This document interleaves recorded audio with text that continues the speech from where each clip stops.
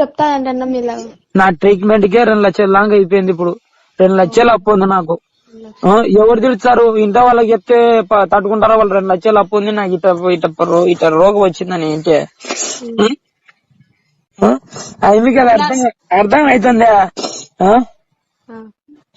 అది అర్థం అవుతుందా మీకు? నా డబ్బులు అంటే ఇస్తానంటే చూపించుకుంటావా? బా ఆ మాటకు వచ్చే నాకు నా ఇన్ని ఇచ్చే డబ్బులు నా సూదికి సరిపోదు. అవునా? నేను 2 లక్షలు అప్పు చేసినానంటే నువ్వు అర్థం చేసుకో. నీకు నేను అబద్ధాలు చెప్తాను, సిల్లకి చెప్తాను అనుకుంటారేమో అందరూ.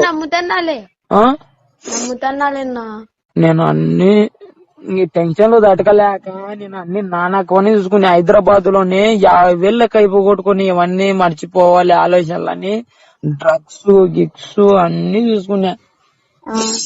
ఆ పబ్బులలో పోయి